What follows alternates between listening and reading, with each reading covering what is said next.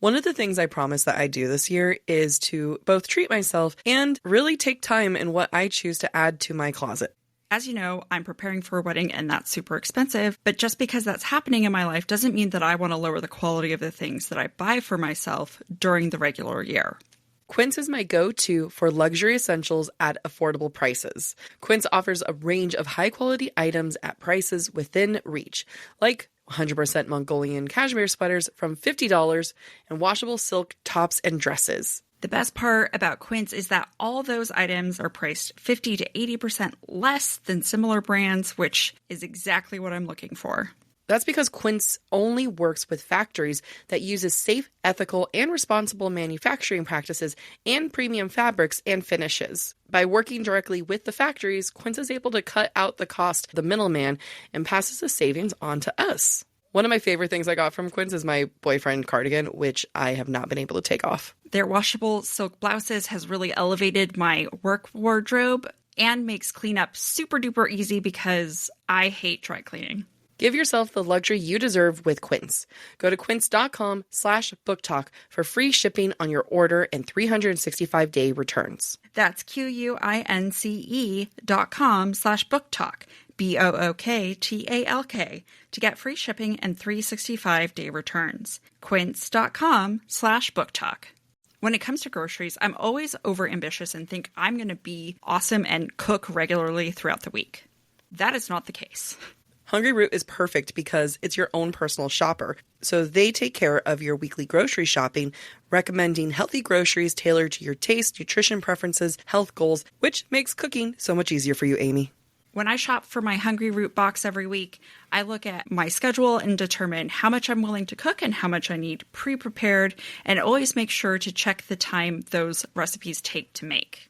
I love Hungry Root so much because they make it easy to eat high-quality, nutritious food and achieve any diet or health goals, from anti-inflammatory to gut-friendly, gluten-free, or dairy-free, high-protein, and more. What I love is the automation of this. You can tell Hungry Root what your preferences are, and they fill your cart, and you can make substitutions as you go, and it learns with every box that you fill. You're going to love Hungry Root as much as we do. Take advantage of this exclusive offer. For a limited time, get 40% off your first box, plus get a free item in every box for life. Go to hungryroot.com/booktalk, BOOKTALK, and use the code BOOKTALK. That's hungryroot.com/booktalk. And use the code BOOKTALK to get 40% off your first box and a free item of your choice for life. hungryroot.com/booktalk. Code BOOKTALK, BOOKTALK. This episode is brought to you by Peacock. The new Peacock original documentary, Matthew Perry, A Hollywood Tragedy, dives deep into the beloved actor's rise to fame and his tragic death. 5 people, including Perry's personal assistant, 2 medical doctors, and an alleged Hollywood drug dealer known as the Ketamine Queen, were charged with conspiracy to illegally provide Perry with the ketamine. Explore the details of the case in this heartbreaking special, streaming now only on Peacock. Hey there, we're Book Talk for Book Talk with Jac and Amy, your book besties who take the novels you love seriously. We embrace and respect modern fantasy, romance, and romantasy books written by women, and so it's in our nature to analyze these books as we would any other novel we might have dissected in school. With our combined 13 years of literary academic training, we use our education to analyze and give voice to reason why you may love or hate today's popular books. This is Jac. And I'm Amy. This is part 2 of this week's episode, where we're discussing chapters 27 through 31 of Sarah J. Maas's debut novel, Throne of Glass. Before we dive in, don't forget Spilt. Spoilers, perspective, interpretation, language, and themes. If you would like more information, please go back and listen to the start of part 1 of this week's episode. All right. Chapter 29 starts, and Selena is dealing with the fact that Cain knows who she is, and it's not the threat of him revealing who she is that's concerning her. It's not like, what if the king finds out that Cain knows? And the whole point of me being here was that it was going to be a secret, and now what if they send me back? No, instead we get this moment. Quote, Cain knew who she was. All of her simpering and pretending and holding back had been for nothing. It had amused him. You know, that pride and ego's got to make a comeback, you know, and she's mad that she didn't get a chance to show off. I'm sure there's some rational emotion in there somewhere. Well, I think it goes back to what we were talking about briefly earlier, when Selena is most prideful when she feels most vulnerable. Yeah. Yep. Okay. Thank you. Fixed it for me. There it is. That's the note that I pretend I said that. No. Okay. Amy said it. Good job. Varen tries to rile her up at this point, and he says, quote, "Little lady wants a piece of you," talking to Cain. And of course, it's like, let's put women down by their gender. She is physically smaller, and she is in fact a woman. And yet somehow this is supposed to be demeaning for her. And it insults women. Always. Well, for genetics that the woman had no control over. Yeah, and it's kind of like, what's the opposite? It's like, hey, large lad, lady, lord. I don't know, like, hey, large lord. You know what I mean? Where it's like, I don't. Yeah. It just, and it's, I'm like, I can't control this, my man. But you know what will always come back to insults? Sex. Mm-hmm. Men will somehow always find a way to insult women with sex, whether it's enjoying sex or threatening sex. It will always be part of an insult. So Varen then harasses her and Nox by saying, because at this point Nox has stepped in, being like, leave her alone. And Varen says, quote, "Defending her, are you? Is that the bargain? She opens her legs and you keep an eye on her during practice? Shut your mouth, you damn pig," Selena snapped. Chaol and Dorian pushed off where they both were leaning against the wall, coming closer to the ring. I hate that everything comes back down to sex. I just wish that men were more original and creative, because I can insult them in so many different ways. It has nothing to do with their penis. I can list off many insults to bring men down. What I like about Selena's reaction to this use of sex is that Selena calls Varen a pig, something to be slaughtered and eaten. Yeah. Because there is power in consumption, and Selena is here to eat. Yeah. And who gets killed next and eaten? Varen. Varen. Yeah. It's great. You know, a great way to insult men. just giving people a reason to freak them out is kind of like, I'm going to need you to be like your hairline and take a step back. I mean, on one hand, there's genetics. They can't help that. However, that's amazing. It has nothing to do with their sex, is there? Yeah. No. All right, continuing. However, I will say I love the moment where both Chaol and Dorian kind of step through, like take a few steps, like, our woman, she's in danger. Or she's been insulted. No. But we've seen this since episode 1. And I'm going to come back to this, which I haven't really talked about since episode 1, but I was editing, so comes back to it. And that is the concept that men just happen to exist around Selena. Quote, "Nox put a hand on her shoulder, and out of the corner of her eye, she spied Chaol and Dorian, watching them closely. She ignored them." Selena is about to, she's like, okay, I am sick and tired of this. Cain now knows that I'm a badass. I am tired of these men just trying to take their shit out on me. I'm about to show you how big of a badass I can be. I love this scene so much. So in just a matter of two paragraphs, short paragraphs, Selena kicks Varen's ass immediately. So they're paired up in the ring, and they both have swords, and they're supposed to fight each other until one either leaves the ring or taps out, type of thing. And I'm just replaying this moment in case people don't know what we're talking about. And then Varen comes in, and he, has his sword ready to swing, and Selena doesn't even take her sword out. She kicks his arm, sword goes flying. She brings him down, she takes out his other arm, and then kicks him in the chest and pushes him out of the ring. And then she says, quote, "Mock me again," she spat at Varen, "and I'll do that with my sword next time." She turned from him and found Burlow's face slack. "Here's a lesson for you, weapons master," she said, stalking past him. "Give me real men to fight. Then maybe I'll bother trying." All right, now this is my Aelin. This is my girl. This is my you do not yield. This is my, I love her. She's my hero. And we get that hint of it there. And men exist, and she tolerates their presence. And I'm going to argue that this is going to be the Selena that she claims to be, right? This badass, I can do. Because we've been hearing that since chapter 1, right? I can take down all these men. Even though we're like, babe, you're too weak. And she's just no, I can take them all down. And finally, I think we truly get a hint of, oh, so this is what the hype is. Yeah.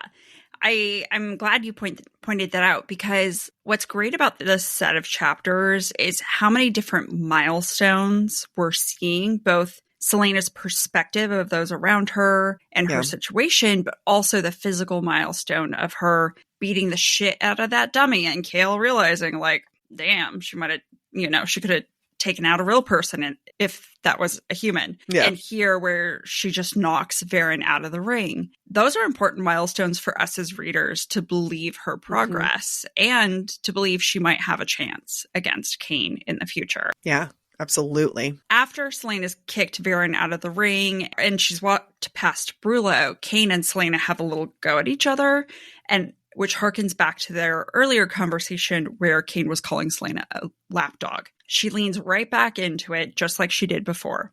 Quote, Cain's black eyes gleamed. All I hear is yapping. Her hand itched toward her sword, but she kept it at her side. Let's see if you still hear yapping when I win this competition. Celaena, what I like about this is Celaena is making it clear that just because Cain thinks she's a lapdog doesn't mean that Celaena has to agree or believe that herself. Mm-hmm. Again, another moment of growth where she's not getting defensive. She's not getting violent. She just leans in and she's going to let her future self and her skills do the talking for her. Yeah, absolutely. So at this point, we are back in Celaena's room and she's looking out the window and there's more emotions. Like if everyone else, like it's funny because it's like you have all these boys that are horny for her, whether it's like horny for her body or horny for her death. Like everyone is just like, the men are just like busy, and she's just over here with emotions, guys. She's dealing through some shit. Quote, Celaena watched the snowflakes drift from the hills beyond Rifthold. They swept towards her, harbingers of the storm that was to come. The late afternoon sun, trapped beneath a wall of pewter, stained the clouds a yellowish gray, making the sky unusually bright. It felt surreal, as if the horizon had disappeared beyond the hills. She was stranded in a world of glass. Oh, there's a lot of emotions there. Like I'm almost like, you heard it. There's like she's hurting. I mean, she feels stranded. She's trapped in a world of glass, which is her enemies. There's all this going on in the background, right? There's all of this weather and trauma happening in the background. And even though the clouds are there, as we talked about, the sun is usually not always a good thing with Celaena. And even with the clouds kind of like almost in a shield protecting her, it's still making the sky so freaking bright. And, it's usually there's comfort in darkness. And she said that before. And we are not getting any comfort right now. I probably should add this to the breadcrumb section, but I'm going to make the point now. Quote, and she'd always imagined that there'd be someone to help her, a loyal friend or a one-armed soldier or something. She hadn't imagined she would be so alone. She's going to have a whole ass cadre. Like, and I that's not really a spoiler. Like, surprise, there's going to be people. There's going to be more characters. Oh my God. But I think it also shows her mental state and her desire to care about someone. Like she's busy wishing she had someone. Who was the last person that she felt like was really had her back? Sam. Who was someone that she opened up to about Sam? Dorian. So it's kind of like, oh, I wonder if she just doesn't want to feel alone. Exactly. And that's exactly why when Kale can't read her feelings, Celaena welcomes Dorian. Yep. She just doesn't want to be mocked and alone. Yeah. Wow. You know How what? novel. I feel like I don't want to be mocked and alone too. That is something I learned in my 20s was to like stop being mocked by men that I supposedly liked. Yeah, I mean, and we've talked about this before. It's like little boys on the playground who push down the girls they like. Like, we shouldn't have to put up with that bullshit. I hate that we should even stop saying, oh, they do it because they like you. It's like, no, they do it because they learned abuse from home and we should be concerned. Yeah. Well, they were never taught how to properly talk about their feelings. Yeah. Just teach them to communicate. Yeah. Wow. Calm yourself, Amy. That's a revolution. Just imagine a world where men could communicate. I both welcome and fear it because I feel like it would be a lot more simple than I fear it wouldn't be as complex as it would bring a level of simplicity to the world, which is great. But also it's like, wow, you just really wanted a cookie. Yeah. All right. Yeah, it's true. Celaena continues to be lost in her own thoughts. Quote, A reminder that though Elena had become queen of Aderlin, she still belonged to Terrasen, like Selena. No matter where Elena went, no matter how far, Terrasen would always be a part of her. These thoughts are happening while there's a snowstorm happening, it's coming. She can see it off in the background. We know it's getting cold. It's getting cloudy. The sun is coming in. Like the weather's just not good. And that is her trauma. And this is all happening as she's having to face a lot of truths, particularly the fact that she can't not be a princess. Like we're not getting that info at this very moment, but knowing what we know, sorry, Joey, I just took a moment to really appreciate knowing what we know. Our girl here is struggling with the identity of her true identity and mourning and Sam and being betrayed and everything else. Ugh, sorry, I'm sad. Let's continue. Also, the whole me saying being betrayed is not a spoiler. She says that in this book. Before someone was like, oh my God, you spoiled something. No, she says it. Now we are in Kaltain's point of view, and she's not doing too hot. She's in a lot of pain, and she keeps smoking her pipe, and she thinks about her own relationship with the Duke, quote, but Duchess wasn't enough. Not when Dorian was unmarried. Her head had been pounding for the past week, and today it seemed to throb with the words, not enough, not enough, not enough. I will continue to defend Kaltain till the ends of the earth unless she does something absolutely horrific. And of course she would want to be queen. We've talked about this. We've talked about this being something where, she'll have more power because she's someone who has no power right now. And it's evidence. She is not within her own right mind. Right. It is evidence. It is a breadcrumb. The first time we saw Kaltain, she was talking about a headache. Yep. The smoking, the headache, those are all things we should be paying attention to. At one point, because Kaltain is sitting with the queen, at one point the queen thinks that Kaltain has some juicy gossip about her son, and when it's not what she wants to hear, she tells Kaltain, quote, what a pity, I had hoped that you of all people would know. You're such a clever girl, Kaltain. And poor Kaltain, she even made up that gossip. Even this moment, she was like, Dorian said he was shy. And the queen's like, yeah, I already know that. Go away.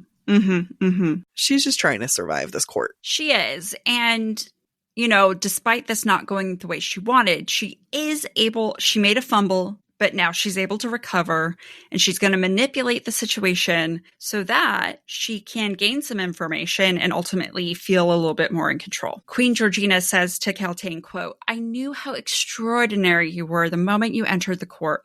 Only you are suitable for a man of Parrington's prowess. What a pity you didn't meet my Dorian first. Kaltain says, even if I had, your Majesty surely would not have approved.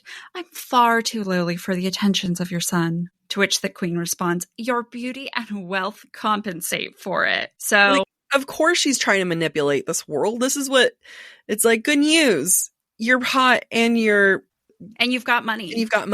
Yay you. That's all you come down to are two things that can disappear immediately. However, that's okay from Kaltain's perspective. That's pretty much like a permission to go marry my son. Yeah. Kaltain ends the chapter thinking armed with this information, quote, Parrington had given her the shoes. Now was her time to dance. We've talked in the context of Selena how there's power in clothing and appearance. And we know from Dorian's perspective of the court that the courtiers are here to perform, and the stage has now been set for Kaltain. Yeah. There is power in performance when she's been given the perfect opportunity. And it's not something to criticize Kaltain for. She's just playing by the rules of the game that she understands. Yeah. And she was just dealt a trump card. I hate using that word. Oh, trump card? He's ruined everything. He really has. I also missed this point, which I was like, oh, you inspired me. Selena compares her assassinness to dancing, right? We've seen that multiple times.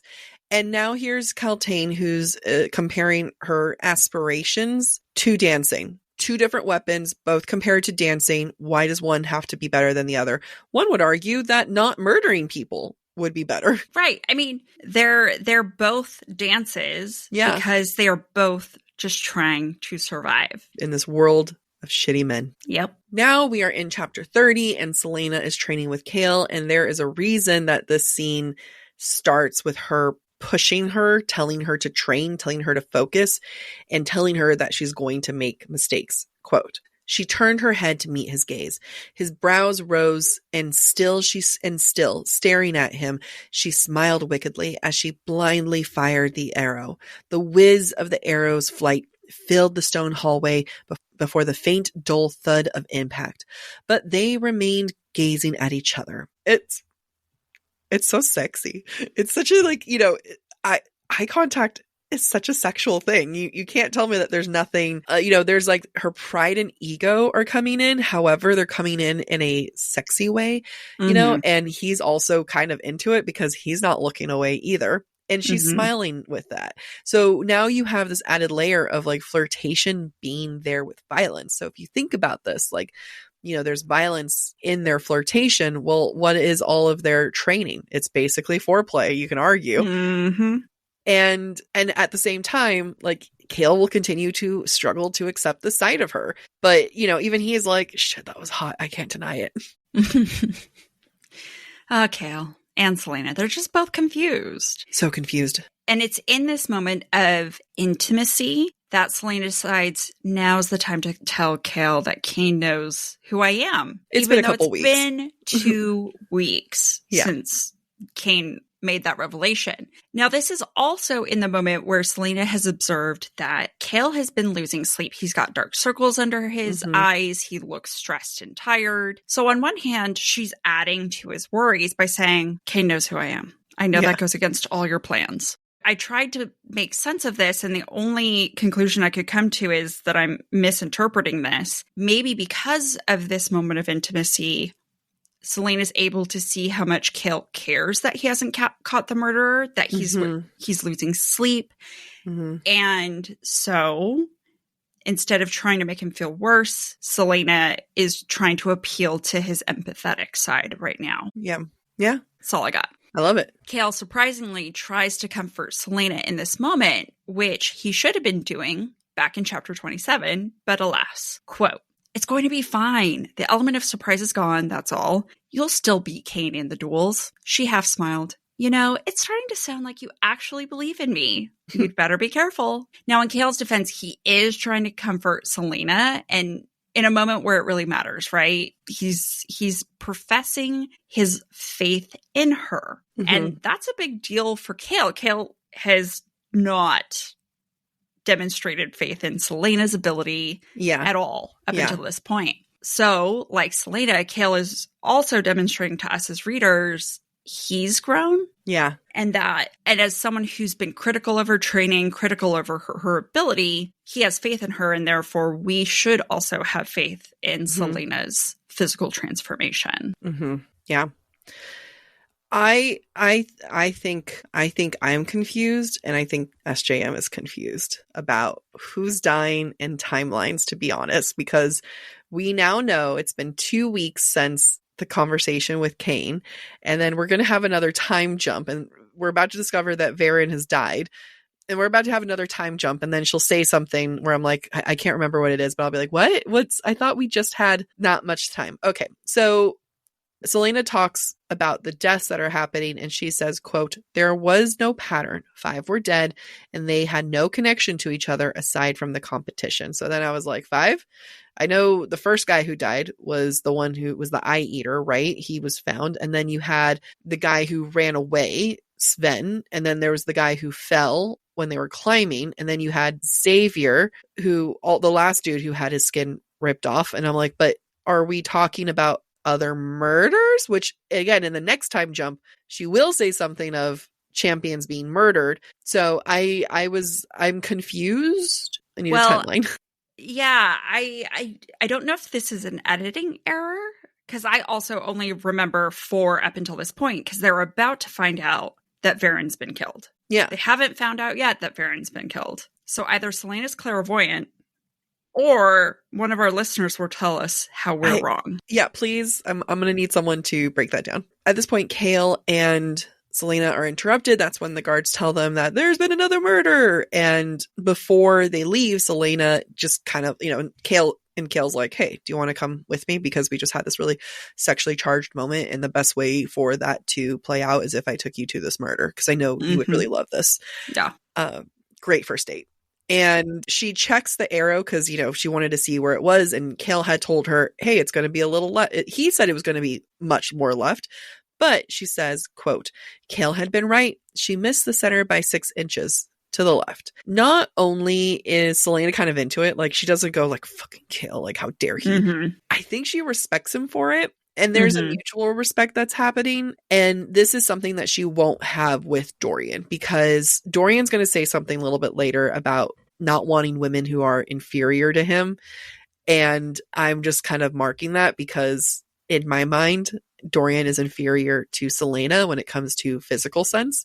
And who is someone who is her physical equal at this point? Kale. Yeah, I agree. I do think that Celaena's respect for Kale continues to grow, and the fact that, you know, he may just be a captain of the guard, but he actually knows his shit. Yeah. Yeah. And for someone whom I feel like I should be able to best, he's calling me out. Like, he's right. I was too far to the left. At the same time, for us as readers, I wonder if while we are seeing how much Celaena has grown physically, this should also be a source of anxiety. Like, she's still not at the top of her game. The fact that she couldn't tell, but Kale could, that she was going to shoot too far to the left. Celaena was able to beat Varen. She's physically much stronger, but she's still misjudging herself in her abilities. Yeah. Does that negate what Kale just said? Like, don't worry, you're going to beat Cain. I don't know. She wasn't able to shoot what she thought she was going to shoot. Yeah. Good point. As they're examining Varen's body, we get this moment, and I don't think that there's nothing to examine here. I just absolutely hate and cringe, and therefore we must all hate and cringe together. Quote, she used her own nail to scrape out the dirt beneath his nails and smeared it across her palm. I hate everything about this moment. She used her nail to go underneath his nail. I hate it. It's like when I get my nails done, and then like sometimes the technician will like use their nail to go under mine, and I'm like, I hate this. I can't do it. I tap out. Yeah, under nails is so nasty. I hate it. What I like about this scene is Celaena is like Sherlock. She's smart. She's smarter than the guards. The same way Sherlock is supposed to be smarter than cops and detectives. And she's doing the Sherlock type of deduction to talk about and uncover like the circumstances of the scene. And that's cool. I love when our female main character is smart AF. On one hand, I think that makes us as readers feel like, I can see her being an assassin. Like, I can see her being smarter than the people that she goes to kill. However, this really discredits Kale as captain of the guard. Okay, go ahead. I just, maybe we're supposed to deduce from this that Kale's just all brute force. You feel like Kale doesn't know what she's pointing out. Because he's constantly, no. Because he keeps asking her, well, like, what does that mean? Why do you think that? I took that to be him, like, he already knows. And he's trying to test her. Interesting. Well, I don't know for sure. Yeah. But I question it. Yeah, I mean, there's not enough evidence in the text to say one way or the other, but I kind of took it as Kale being like, well, let's see how good you really are. You keep wanting to come to this. You keep wanting to see what's going on. And then what happens? And then what do you think about this? And why do you say that? Okay. I see your point. Yeah. I could see that. I don't know. There's not enough in what she wrote for us to know. Yeah, exactly. Okay, moving on. After this discovery of Varen's body and looking at the crime scene, Celaena goes back to her apartment and she's still doing research looking into word marks. During this, she stops to look at a map of Aurelia in one of her books. Quote, maps had always interested her. There was something bewitching in knowing one's precise location in relation to others on the earth. I find this very interesting from a psychological perspective. I don't think I've ever looked at a map and being like, how cool is it how far away I am? On one hand, if I think of it from her assassin's point of view, maybe knowing where she is in relation to others within tight quarters is really important and makes her a good assassin, like having that awareness. I also wonder, though, is there some sort of fascination from Selena's point of view, always being aware of how far away she is from Terrasen? That's what I am choosing to believe, because the first time I read this, it was one of those, like, I screamed at my book being like, another thing she really likes. And, like, it's not like we're not multifaceted people. Women can like multiple things. I don't understand how I was so angry, but it just was like, oh, you mean another thing that you're just really into. How fascinating that you tend to love everything. But I agree entirely that this is more an awareness of how far she is from home. Yes, I agree. And I think that's reflected in this next observation that she makes. While looking at the map, she traces her finger along the coast from the Eelway capital all the way to Orinth in Terrasen. Quote, she stared at Orinth, that city of light and learning, the pearl of Aurelia and capital of Terrasen. The use of pearl shows its importance to Selena. And I think it also is a metaphor. It's this idea of like a precious gem. I don't know if we consider pearls gems. A precious gem made in the belly of and excrement of a clam. Like, it's kind of gross, aka Adderlin. Yeah. Adderlin. You love pearls. No. I do. What I'm saying is Adderlin is the clam that is captured Orinth. Oh, okay. And surrounds Orinth with its excrement. Because when you open up a clam, you get the muscle, you get the excrement, and the pearl is just stop saying excrement. I'm just really obsessed with this idea. It's great. It's great. I'm done with the word. Use something else. It's Shit. Juices. Neither of us had a good one there. It's jizz. It's oyster jizz. I don't know. No, I said shit. I said jizz. I need to stop and take a sip. Okay. So I have no major note here, but I do want to recognize that throughout this episode, we're seeing instances where Selena tells people half-truths or uses lies of omission to withhold information, either because she doesn't want to share the information or she doesn't want to think about it. Now, this has happened throughout more than just this episode. We've seen it happen throughout the series thus far, but I bring it up because it's really key to her character / Aelin. And right now it doesn't feel like a big deal. It's just, okay, she's got a secret to hide. However, it is also setting up the foundation for the things that are really going to play a role in the story, in the plot, and in Aelin's character. So even though it's harmless now, it will be less harmless later. Yeah. We see this, for example, when Dorian asks Selena about what she's reading and if all the random history and books about symbols are connected. Quote, no, it wasn't quite a lie, though she had hoped for all of them to contain something about word marks or what they meant beside a corpse. Also, just to emphasize my point from the last time Dorian came to visit Selena and they played billiards. Quote, a slow smile spread across her face. What sort of man was the crown prince?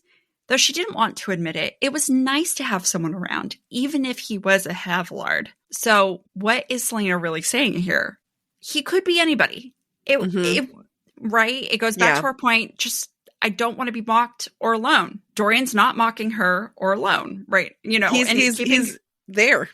He has a warm body. Yeah. And that's comforting to Selena because champions are only killed when they're alone. I wonder if Cale thought about that, if he'd spend more time with her. Well, he would have to be like, oh my God, I need to be with you all the time. Let me sleep in bed with you. It's my job. Dorian and Selena, they're hanging out, and then Dorian starts lamenting about his dogs. Quote, one of my bitches gave birth to a litter of mongrels before they were too young to tell. But now, well, I'd had hope for purebreds. Are we speaking of dogs or of women? Which would you prefer? He gave her an impish grin. Neither. I'll just put that there.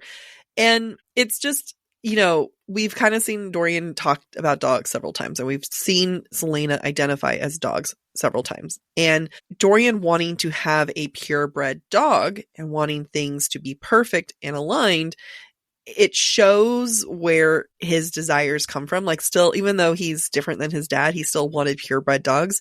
And I just think that it's great because Selena herself is not a purebred anything. No, I think that's a great point. It's such a contradiction from Dorian because Although Celaena's background, maybe as an assassin, Mm-hmm. makes her desirable for his rebellion, it also seems to imply that Dorian also somehow laments that Celaena isn't purebred. Yeah. Right? Yeah. He and what this tells me is that he is no different from his mother or his father. Mm-hmm. But what we know of his future love interests is that none of them are purebred. I know. So it begs the question, who is Dorian? And Dorian himself doesn't seem to really know. No, he does not. And now a word from our sponsors. We talk about a lot of different books on our podcast, Amy, but if there is one thing I just keep coming back to, it is romance. Imagine not only reading romance, but getting swept away in every stolen glance and touch. That is what you're going to find on Galatea. Galatea is a reading app where anyone craving a little me time can dive into a library of romance stories that leave you feeling recharged and fulfilled. There are over 1,000 bestsellers to choose, from shifter romance to bad boy billionaires, forbidden love, werewolf alphas, slow burn fantasy, teen drama, and much, much more. You know I love my werewolf alpha stories, and my billionaires, and my slow burns. Oh my god, all of it. Galatea is home to original series and standalone stories with an exclusive catalog of best-selling authors, with new chapters dropping daily, so there's always something new to explore.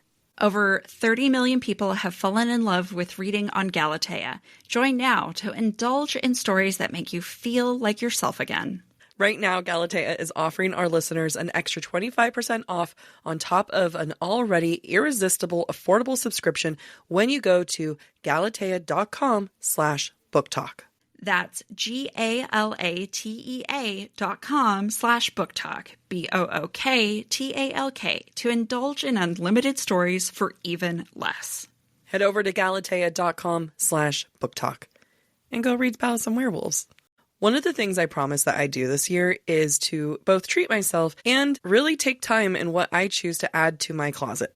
As you know, I'm preparing for a wedding and that's super expensive, but just because that's happening in my life doesn't mean that I want to lower the quality of the things that I buy for myself during the regular year.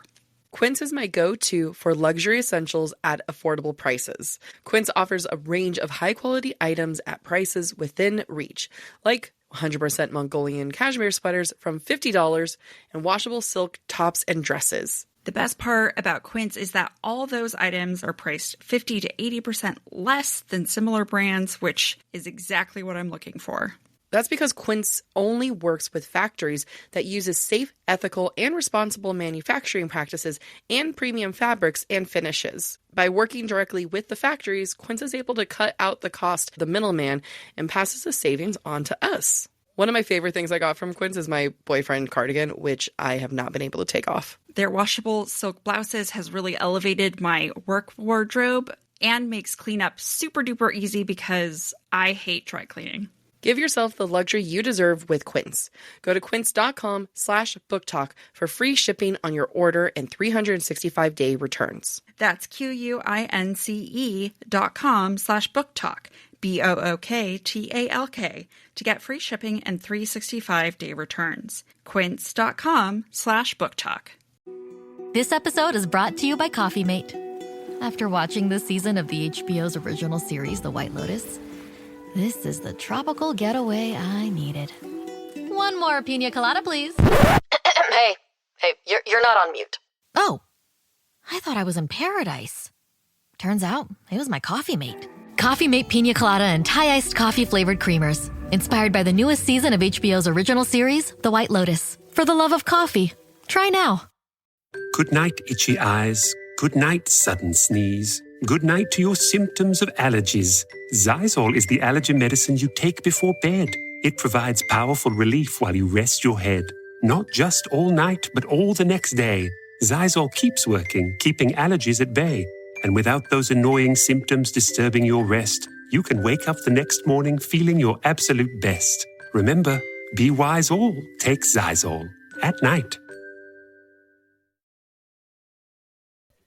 Dorian finally asks about Celaena, and again, 2 weeks have passed, I think, at this point. Yeah, that's what it was. 2 weeks have passed at this point, and now he's like, wait a minute, I have gained more confidence to ask you questions.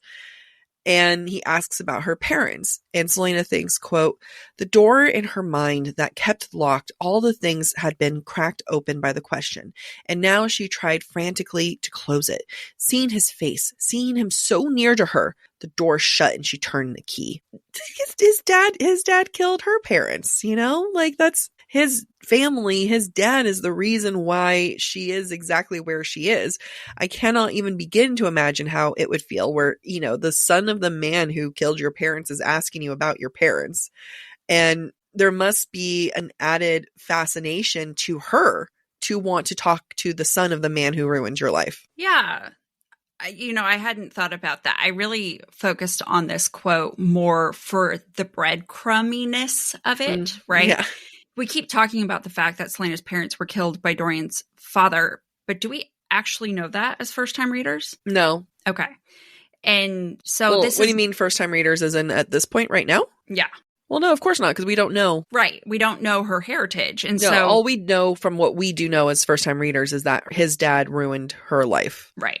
Yeah. Right. And so this is also very breadcrumb, Yeah, right? yeah. Just have to point that out, Yeah. that not only did his father kill her parents, but her parents are also the source of her true identity that she's keeping from all of us, right? Mhm. So just Yeah. also why she's touchy. Yeah, yeah. Makes sense. Absolutely. And Dorian then asks about, like, okay, well, why do you like music? And at first she's like, I don't want to talk about it. And then she opens up and she says, quote, when I play, I am not, for once, I am not destroying, I am creating. And I just want to clock this moment because we get an insight about how much she does not like to destroy, how much she does not like to kill. And that is why she finds art in her work, art within her work of killing others.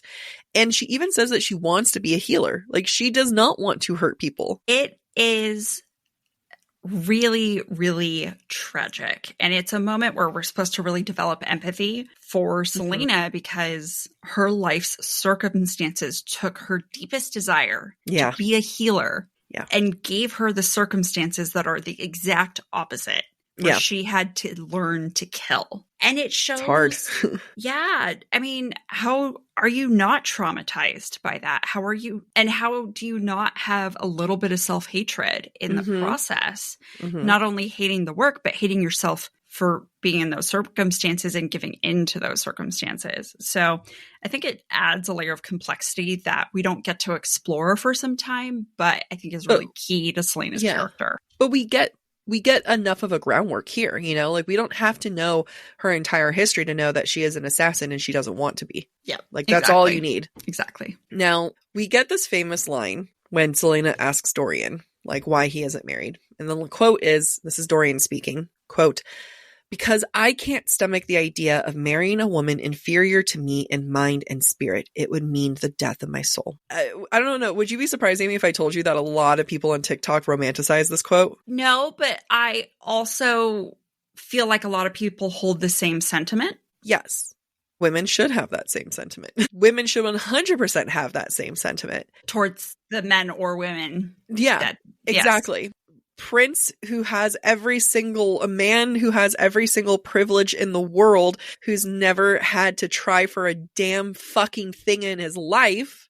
You can call that a prince. You can call that sometimes a man in this world. Should not have the sense of, can't have a woman who's inferior to me, when it's like, but did you do, I'm like hiding my stubby finger, but did you do any of the work to care about others? So let me go into it. And again, this is a sentiment women should 100% have, but in the context of this, of Dorian, it shows how he views himself. It shows that he believes that he has a deep soul, that he's witty and that he's smart, and he just hasn't found a single woman to match that. And that his entire time that he's been there, not a single woman from court could even begin to be like that, could like match that. Now, why does this not work for me? Why is this a quote? He doesn't get to have this moment because we've seen him time and time again use women. We know that he has slept with women and then ditched them because he finds them boring. We know that he has no issues putting women down for his own entertainment and still wanting to hook up with them. You don't get to say that women are inferior to you when you do not give women a chance or you do not respect women. He has not once showed respect to women in his circle. I completely agree with you. And what I'm about to say is not me trying to give Dorian the benefit of the doubt, but maybe trying to explain why his point of view is so limited. I agree. And before you go into that, I just want to like reiterate, he's inferior to Celaena. Absolutely. So go ahead. Yes, he is absolutely limited in his point of view. So let's continue to examine. Yeah. So, Dorian is a performer in the court of his parents, specifically his mother.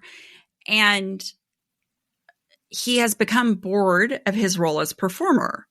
Fine. Makes sense. He is unable to recognize that everybody else is also performing. And even if he does recognize it, he's not willing to put in the work to dig deep, to unveil someone from their mask, to find if they are worth his time. Yeah. Because ultimately he is outwardly just as shallow as he claims that everybody else is. Yep.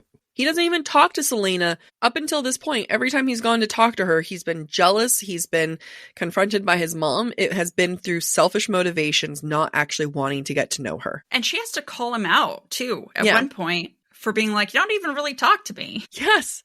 And Celaena and Dorian have this kind of heated exchange / almost an argument. And Celaena says, quote, "What's the point in having a mind if you don't use it to make judgments? What's the point of having a heart if you don't use it to spare others from your harsh judgments of your mind?" "Oh, well said, your highness." He stared at her sullenly. "Oh, come now. I didn't wound you that severely. You attempted to ruin my dreams and ideals. I get that enough from my mother as it is. You're just being cruel. I'm being practical. There is a difference." Both are super high-handed here. Both of them are wrong. You know what I mean? Like, both of them are kind of being an asshole. I'll support women's wrongs before this, but support women's wrongs, women's rights. And it's like both are being like very high-handed and everything, but I just think it's hilarious though. I'm scrolling back up to this, where if you don't make she says, "What's the point if you don't make judgments? And what's the point of having a heart if you don't use it to spare others from your harsh judgments?" He has done nothing but judge the women around them. Do we need to remember the way that he treats Kaltain? Celaena is being judgy. She's talking about being judgy. She knows it. She's not fighting it. It's not great, but like, she's just kind of like, well, it is what it is. And Dorian, though, just continues to like feel superior. Like, I'm realizing this reminds me, sorry, I'm going to go on a personal rant here, shall I? This reminds me of, I've had this with several ex-boyfriends, but one particular, he thought he was so fucking deep because he was so emotional and he listened to sad boy music and it was just like, he was just really emotional and like, I wouldn't understand. And because I choose to be optimistic and I like to have fun, I never would get it. And then it's like, hindsight, bitch. My dad had died. I was working, like I was just coming out of like having to partially raise myself. I was undiagnosed bipolar. I was depressed and I chose to try to be optimistic. Therefore, I was inferior to him in his sad boy ways. Stupid bitch. I don't know. That's now I have the vocabulary and therapy to talk through that with him. Anyway, I have a question for you, Amy. Could you guess which ex-boyfriend that was? Did I have I told you that one? Yeah, I'm sure I have. Is all the ex. It was. Good job. Okay. Ding, ding, ding. Here's my question to you. Does Celaena believe everything that she's saying right now? Because it does almost feel a little separate from what we would believe from her. Or is she just saying this to start some shit and piss him off? So I think to answer your question, I have to go rewind back to something she says before the quote that you read. And this goes back to our discussion about Dorian resembling a family member of Celaena's that we don't meet till later on in the series. I'm excited because you teed us up for that. So Celaena says to Dorian when he's like, "I'm going to marry for love," she responds, quote, Marriage is a legal contract. It's not a sacred thing. As crown prince, you should have given up such fanciful notions. What if you're ordered to marry for the sake of alliance? Would you start a war because of your romantic ideals? You're mocking me. You're laughing in my face. You deserve to be laughed at for such foolish thoughts.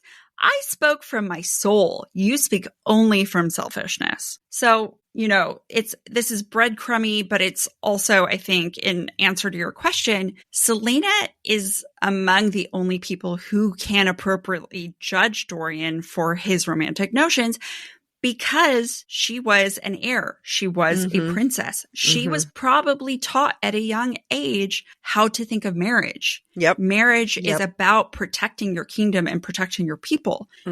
Selena is very noble in her desire to return to her kingdom and protect her people. Dorian is squandering his privilege in a way that Selena can't fathom. And so I do think Selena actually believes this. I think she looks at someone like Dorian and really resents him for being so entitled. Not only is he entitled to all the comforts of life, he's entitled to love. Yeah. That's such a hard thing to have, A, and B, no. Well, I mean, you of course, a kingdom to protect. Yeah, but it's also of course you get that entitlement because your dad conquered everyone else. Yeah. Now, of course, you get to choose because you don't have to worry about anything. Yep, exactly. And so I understand Selena's point of view that Dorian's being selfish. I think it also juxtaposes what we will learn of Aelin in the future and how Aelin views her responsibilities as an heir to a kingdom. Yeah. Is she causing shit just to cause shit? Yeah, I think that is also true because they have this kind of sibling dynamic where she feels comfortable calling him out on that kind of stuff. So I think both. I think you're right. Thanks.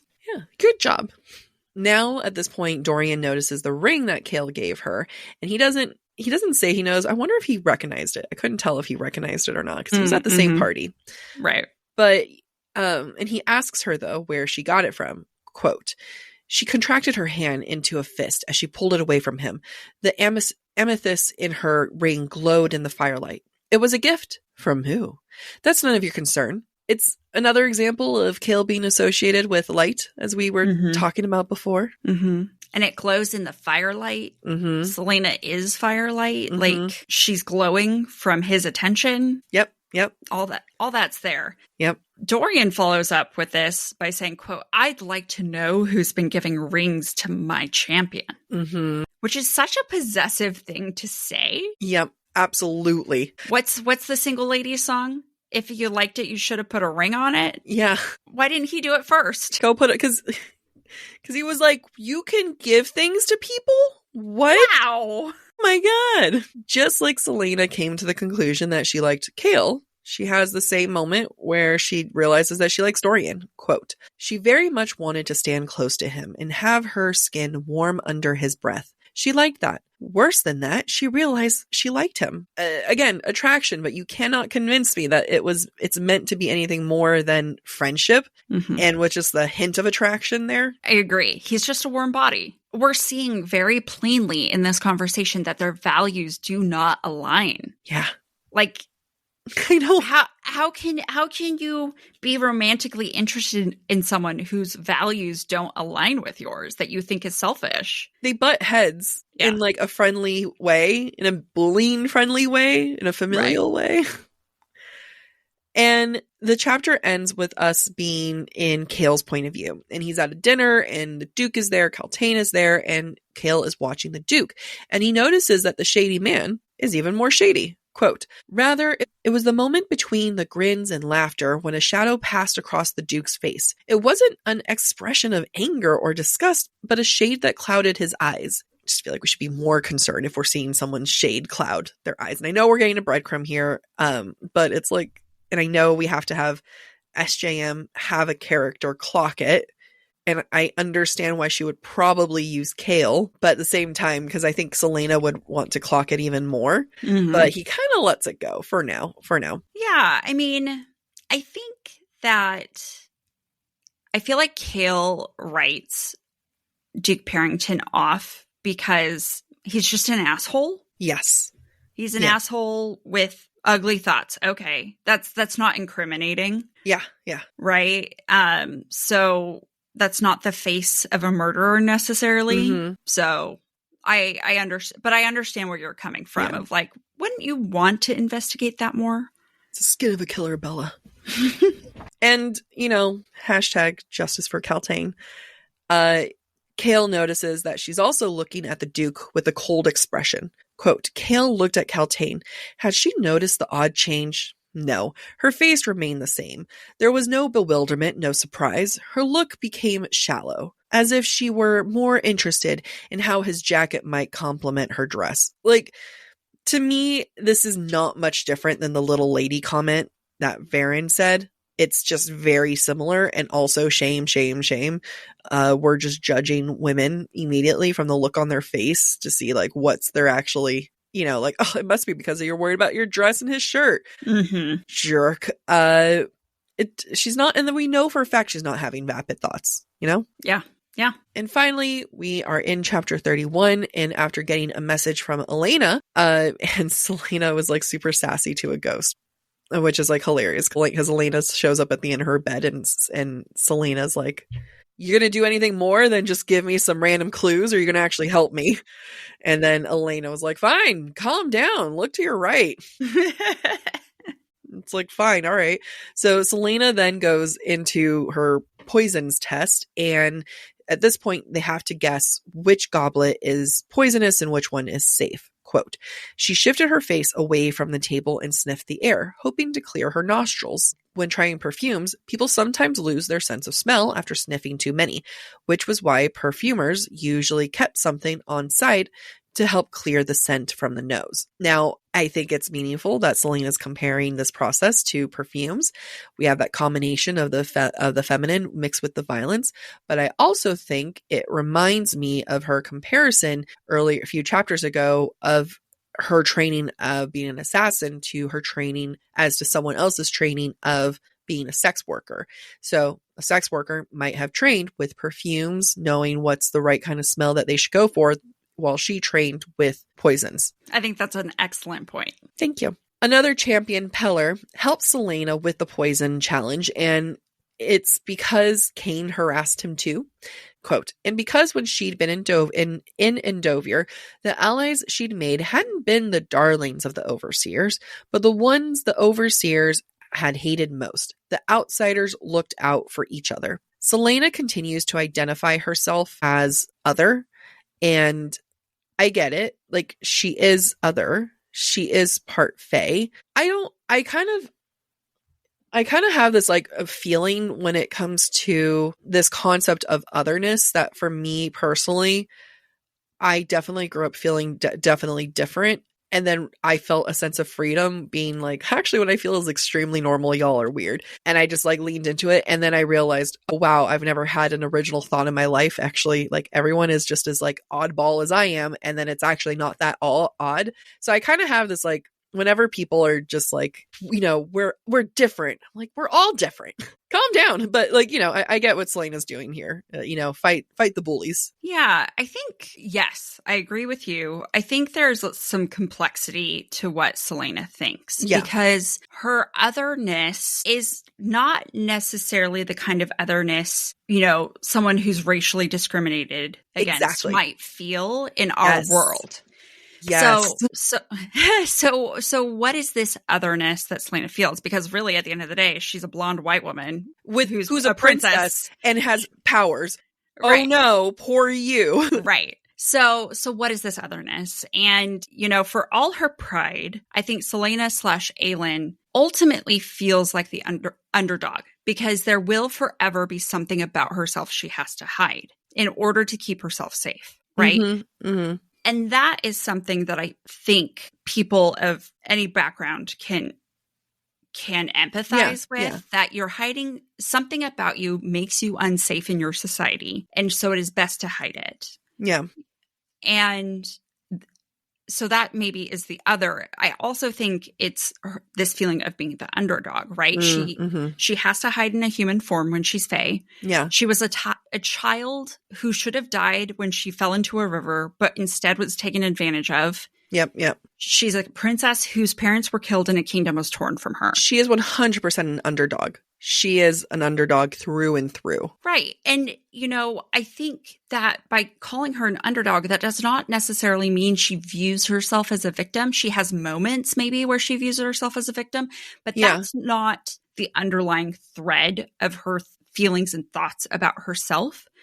She puts in the effort to train. She puts in the effort to rise above her circumstances. And so it is this really complex mindset that I think she finds herself in. Yes. And that we have to explore throughout the series. Agreed.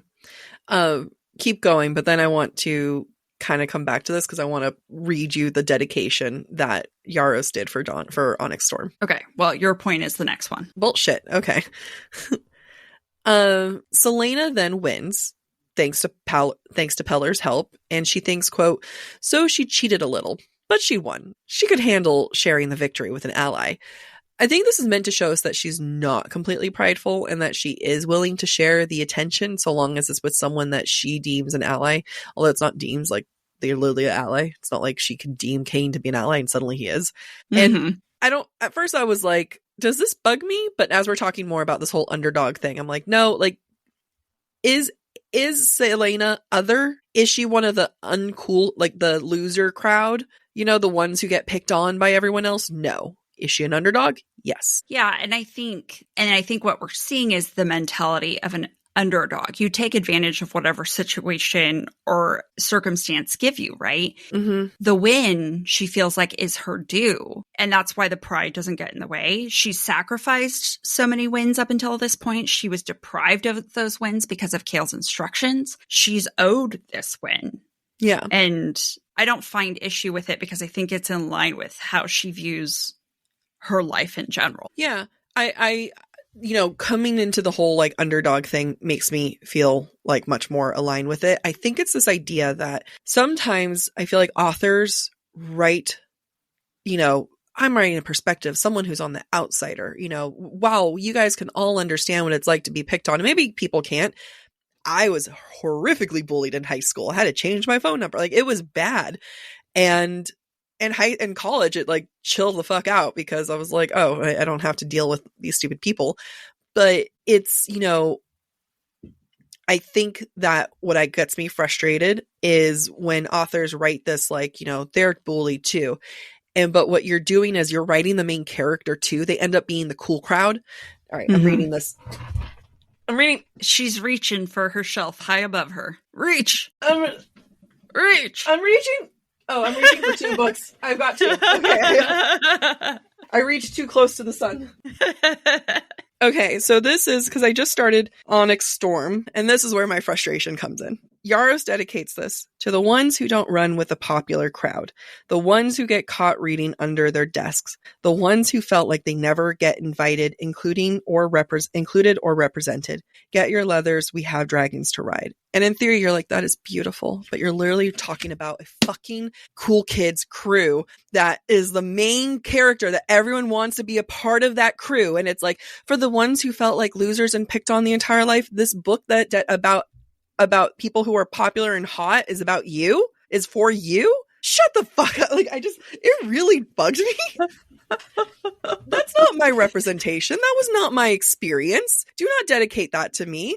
And I think I have that visceral thing. Now, the way you've saved this for me, Amy, and I thank you, is the fact that while Selena might identify herself as other, she is underdog first and foremost. Yeah. All right, breadcrumbs now that I've gone on that rant. Amy was nodding. You were nodding the whole time. I was. I was thinking the whole time you need to post that rant on Threads. Okay, yes, I think I will. So, like, because in the audio, it just sounds like me complaining and then just silence. Amy was agreeing with me. I was agreeing. I was thinking about how I'm not airing the rest of my thoughts. I will save that for Patreon or something. My thought is, if you were interested in reading and you weren't a jock, you weren't a cheerleader, fine. But it's again this idea that you're not other. You are an attractive, thin white woman. It's just part of going through life. Yeah, and this comes from a place, like, again, I was bullied. I would have to change the way I walked to class every day because they would throw trash in my hair and gum in my hair. I was significantly bullied, and I do not want to diminish people's experience of being bullied. And I don't want to say that what I went through should be the norm or expected, because no one should ever have been that bullied that significantly. Mm-hmm. I think there's definitely an element of people feeling very much like we all feel like we're the outsiders because we're young and our minds are developing, and that is a valid thing. You know, we don't realize how much we're not different. Like, we're not as different as we think we are until you get older and you meet people and you're like, oh shit, we have the same thoughts and opinions. Wow. Yeah. Maybe I'm not so weird as I thought I was.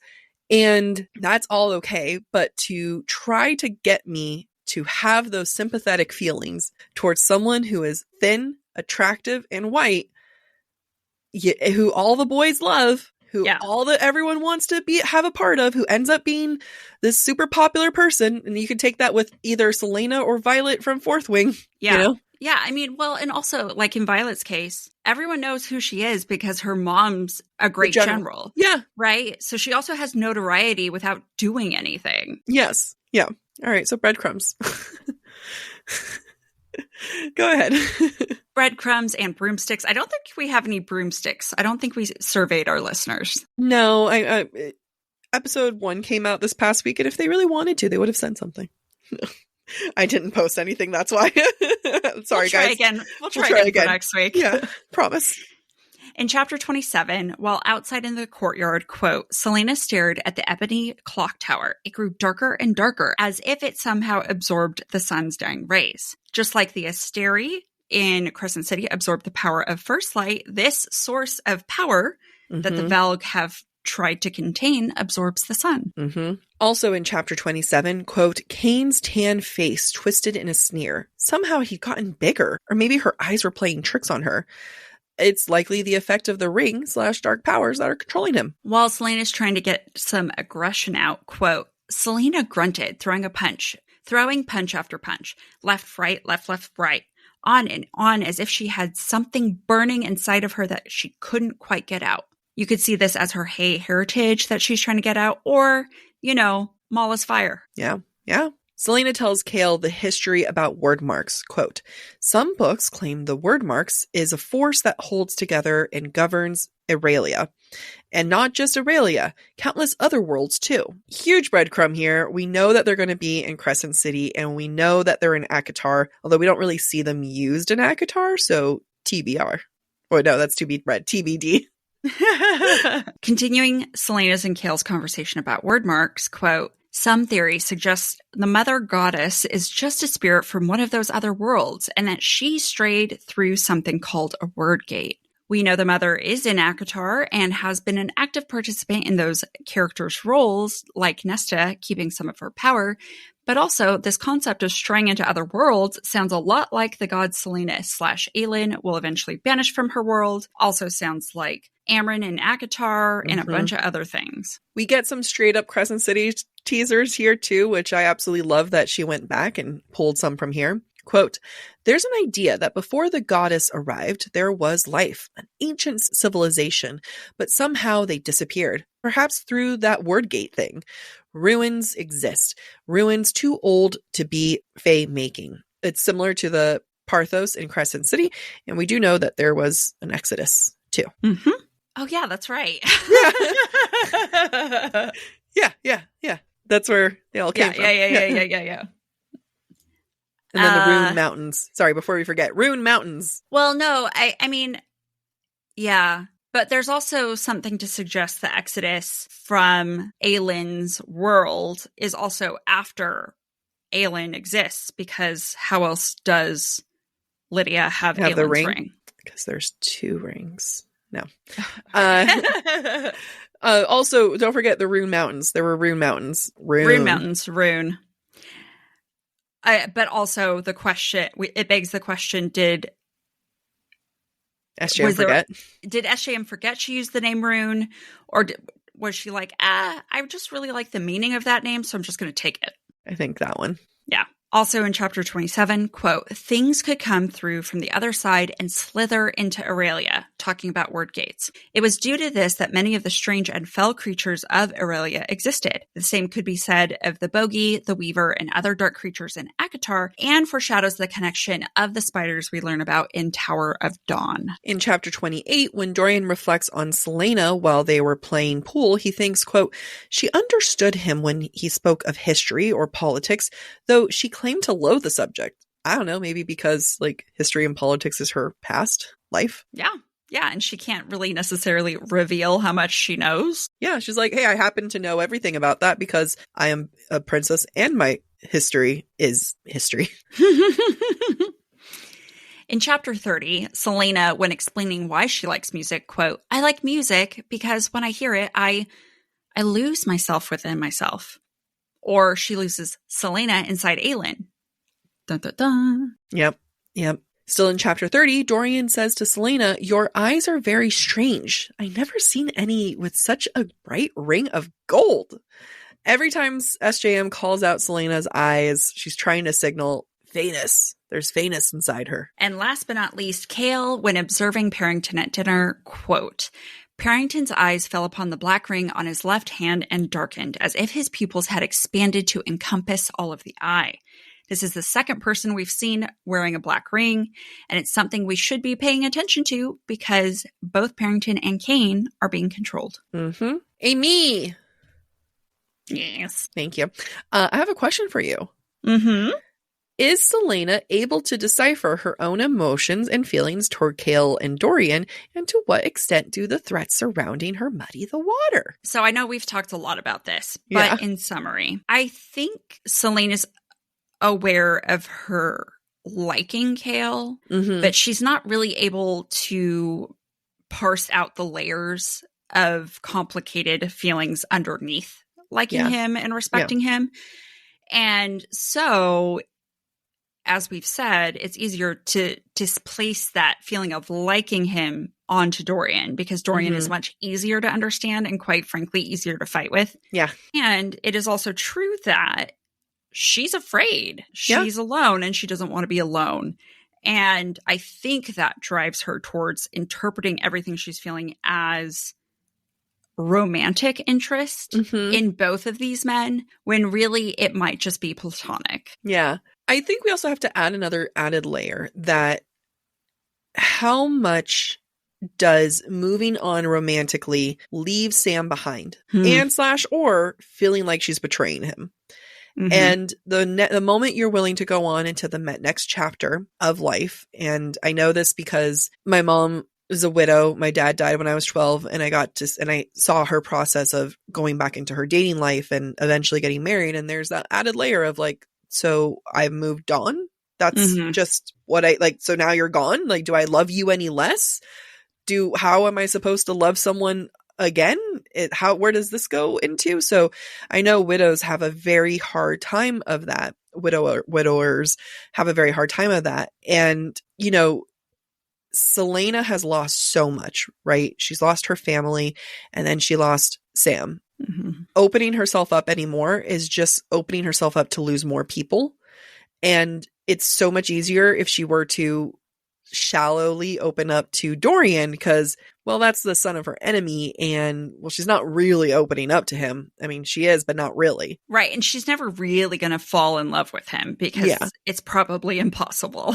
Yeah, I think she knows that they butt heads. Like every single time they get together, they kind of argue, you know, like it's a little bit different versus Kale. You're starting to get actual emotions there. Now, how much of those emotions are, you know, father replacement and how much of those are other emotions happening? But I think what I love in seeing here, and I'm going to have this question, I'm going to just preface this. There's spoilers in this section. I want to have an open conversation. And if you haven't read beyond the first 3 books, goodbye. Love you. Come back next week. But when you think about Rowan and you think about who she ends up with, you can kind of see the way that you would with anyone when you're like kind of going through your exes and you're looking for a partner. You're picking and choosing the parts that you don't like. Kale pushes her. Kale really pushes her physically. And she likes that. Like, she responds to it. And there's a reason why she ends up going with Kale, who ends up being a pre-Rowan in many ways. And that makes versus she would never have gone with Dorian. Right. Because in what world is that a pre-Rowan? Right. No, completely accurate. Actually, we recently received an email from one of our listeners about parallels between Kale and Rowan and their first meeting with Selena. So we'll have to read that in a mini episode sometime soon. Yeah. So I think that when you have the context of everything, it was never going to be Dorian. Yeah, I agree. All right, let's wrap this up. Let me itch my ears because they've been itchy for a while. You look so funny scratching them. Okay. I felt like a dog for a second there. Thank you for listening to this week's episode of Book Talk for Book Talk with Jac and Amy. Next week, we'll be exploring chapters 32 through 36 of Throne of Glass. We encourage you to rate and subscribe to our show on your preferred podcast listening platform. We would also love to hear your thoughts based on today's conversation. You can submit your comments to our forum at booktalkforbooktalk.com for a chance to have your feedback discussed during a future mini episode or Patreon exclusive episode. If you're enjoying the podcast, please visit our website, booktalkforbooktalk.com, to view our latest merch and learn about supporting the show through Patreon or Venmo. You can follow us on TikTok, Instagram, or YouTube at the handle Book Talk for Book Talk. Bye. Bye. I made a matcha latte with flavorless protein powder. So it's gritty and earthy. I don't know how I feel. I don't. But I can tell you, I'm not a fan of already. You're describing it as gritty and earthy. But it's 20 grams of protein. That's nice. So. I mean, it's like, the thing is, you can find plenty of things that are 20 grams of protein, but you got to watch for your sensitivities because you're a sensitive tummy girl. Right. Yes? No. I didn't say. All right. Sorry. Because I can't see you. I'm going off of breath. Sorry. I was just probably breathing heavily. You can't breathe. You don't get to breathe. No.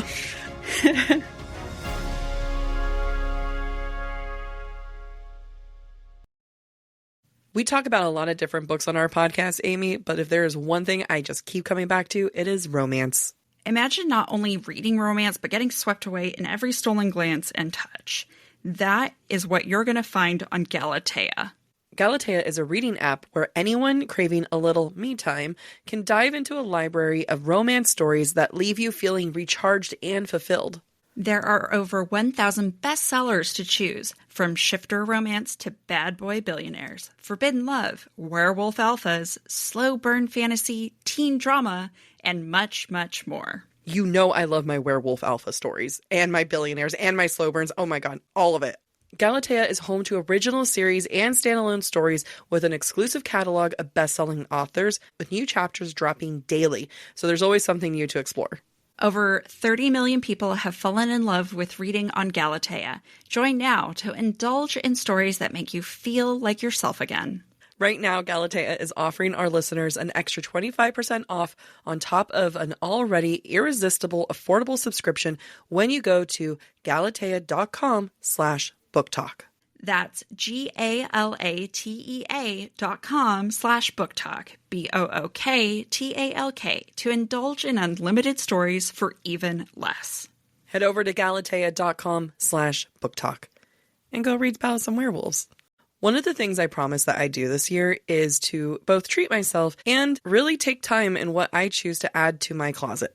As you know, I'm preparing for a wedding and that's super expensive, but just because that's happening in my life doesn't mean that I want to lower the quality of the things that I buy for myself during the regular year.